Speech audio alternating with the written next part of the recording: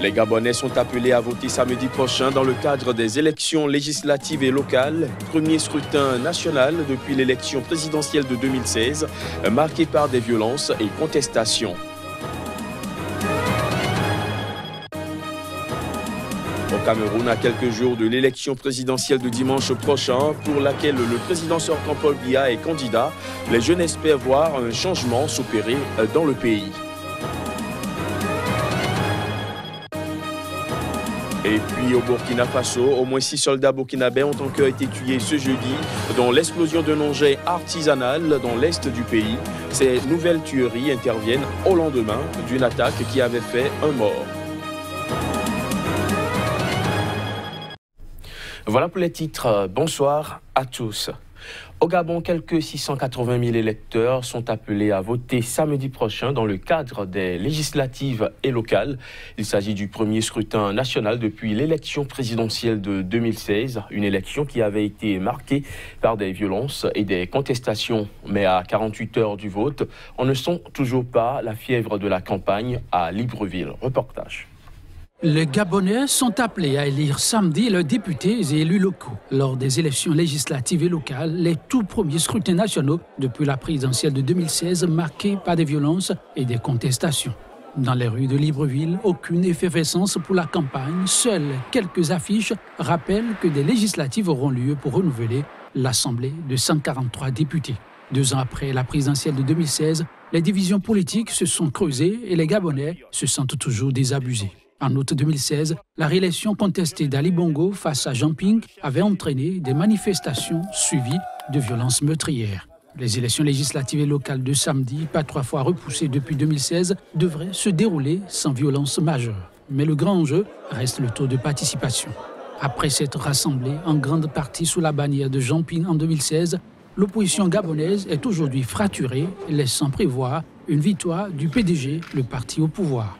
Le principal opposant Jean Ping, qui se proclame toujours président élu, ne s'est pas prononcé sur le scrutin de samedi. D'autres opposants, par contre, ont appelé au boycott, mais la majeure partie de l'opposition a décidé d'y participer. Au Cameroun, à quelques jours de l'élection présidentielle de dimanche prochain, pour laquelle le président sortant Paul Biya est candidat après plus de 3 décennies passées au pouvoir, des jeunes espèrent voir un changement s'opérer dans le pays. Les images. Dimanche prochain, 9 candidats dont le chef de l'État, Paul Biya, vont s'affronter dans les urnes pour briguer la présidence du Cameroun.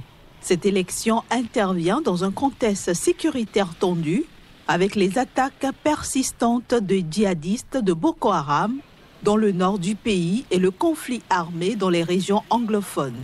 À quelques jours du scrutin, les jeunes espèrent le changement. Et par rapport à ces élections, je n'en suis même pas d'abord fier. Vu que le papa-là, je n'étais même pas là quand il était au pouvoir, à l'époque coloniale, à cette époque, peut-être même demain, ma fille va aussi venir faire sa part d'enfant, il serait toujours là. Mais que cela n'en tienne, il faudrait que ça change. Le pays va mal. Regardez du côté de Bamenda. Là-bas, c'est mauvais. J'ai fréquenté pour aller travailler aussi, mais il n'y a pas de travail dans mon pays. Tu travailles pour faire quoi? Je suis né, j'ai trouvé le président Paul Biya là. Jusqu'à aujourd'hui, j'ai peut-être 27 ans. Il est toujours là. Je veux aussi le changement. Il faut qu'une autre personne revienne. On essaie aussi de voir comment il doit réagir. En tant que jeune, j'attends juste le changement. Que peut-être le président, si peut-être il a promis l'émergence en 2035 qui tient, qui gagne encore et qui part en avant. Il nous a promis le changement. Bon, c'est ça qu'on attend en fait. Dans les 2 régions anglophones du Cameroun, le nord-ouest et le sud-est, les combats entre l'armée et des séparatistes armés sont quotidiens.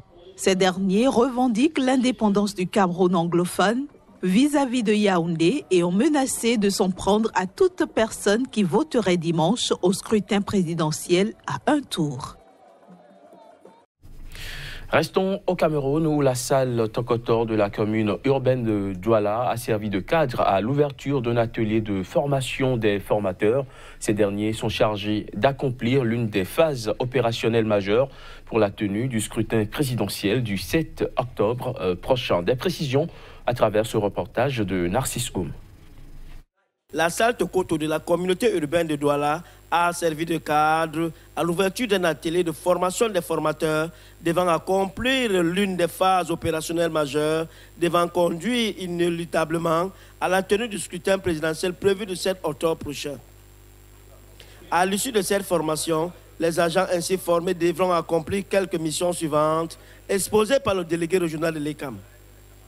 Les responsables de démembrement, chefs d'antenne communale, chefs d'agence départementale, chefs de service sont en train de se former pour aller vers les présidents de commissions locales de vote désignés, pour les former à la conduite des commissions locales de vote le jour du scrutin. Un atelier très apprécié par ses participants. Par exemple, beaucoup retenu le cas, n'est-ce pas, de l'accompagnement des personnes malvoyantes ou non-voyantes dans le déroulement du vote. Les formateurs nous ont donné suffisamment de rudiments pour nous permettre d'être, j'ai envie de dire, up-to-date le 7 octobre 2018. Tout en insistant sur la qualité du scrutin, Emmanuel Kouadika a invité les participants à travailler avec assiduité et à remplir correctement et sans complaisance les tâches qui leur seront confiées à la suite de la formation. Il s'agit pour eux de savoir qu'est-ce qui se fait avant le scrutin, qu'est-ce qui se fait pendant le scrutin et qu'est-ce qui se fait après le scrutin. Parlant de la disponibilité du matériel électoral, le délégué régional d'élection Cameroun rassure. Le matériel électoral est déjà dans toutes les 34 antennes communales du littoral, en attente d'être disposé dans les bureaux de vote. Et on le sait, la plupart de nos bureaux de vote sont dans des institutions scolaires, académiques. Et donc, nous ne pouvons pas disposer ce matériel avant. Il est en sécurité chez nous jusqu'à la veille du scrutin. Au Burkina Faso, les soldats continuent de tomber au front comme des mouches. Au moins 6 soldats burkinabés ont encore été tués ce jeudi dans l'explosion d'un engin artisanal dans l'est du pays. Ces nouvelles tueries interviennent au lendemain d'une autre attaque contre un détachement de la gendarmerie qui a fait un mort. Les détails. Un véhicule militaire a sauté sur un engin explosif artisanal entre Gaïeri et Foutouri dans l'est du Burkina Faso ce jeudi. L'explosion de l'engin improvisé au passage du véhicule de l'armée de terre a occasionné la mort de 6 soldats et fait plusieurs blessés graves. Le bilan fait également état de 3 blessés dans un état critique qui ont été transférés à Fada Ngourma, chef-lieu de la région de l'Est du pays, pour être évacués à Ouagadougou, la capitale. Mercredi soir, un gendarme avait déjà été tué et un autre blessé à la jambe dans une attaque contre un détachement de la gendarmerie à Inata, dans le nord du pays, où 3 personnes, dont un Indien et un Sud-Africain, avaient été enlevées fin septembre dernier. L'armée française a précisé avoir neutralisé les assaillants de mercredi en fuite par une frappe aérienne. Le 26 septembre, 8 soldats avaient perdu la vie en sautant toujours sur un engin explosif artisanal dans le nord près de Djibo. Selon un bilan officiel établi mi-septembre, les attaques islamistes au Burkina Faso ont déjà fait 118 morts, dont 70 civils et 48 membres des services de sécurité. Le Burkina Faso est le théâtre d'attaques djihadistes régulières depuis le premier trimestre 2015. Le nord et l'est sont particulièrement touchés et Ouagadougou, la capitale, a été frappée à 3 reprises. Le quartier général de la force du G5 Sahel, la force conjointe de lutte antiterroriste, a été transféré à Bamako, au Mali. La décision a été prise à la suite de l'attaque du 29 juin dernier dans la ville de Sévaré. Le commandant de la force du G5 Sahel Burkina a clarifié la situation sur la force conjointe. Il en a profité pour présenter les grandes lignes de ses perspectives. Pour le général Hanan Ould Sidi, Bamako est l'endroit le plus approprié pour mieux conduire et coordonner les opérations sur le terrain. L'homme défend que la délocalisation du quartier général de la force du G5 Sahel n'est pas une fuite face aux terroristes. Seulement, la base d'une telle force doit être située dans un espace qui lui permet de remplir sa mission. Mais à Sévaré, au Burkina, il n'y avait que des techniciens d'état-major. Il leur faut un endroit pour réfléchir, planifier, coordonner et conduire les opérations. Et Bamako est l'endroit le plus approprié pour cela. L'état-major de la force, depuis une semaine, se penche d'ailleurs sur une planification d'opérations qui auront lieu incessamment, d'après le commandant. Les moyens techniques du côté de Bamako devraient permettre une meilleure coordination une fois les opérations lancées sur le terrain.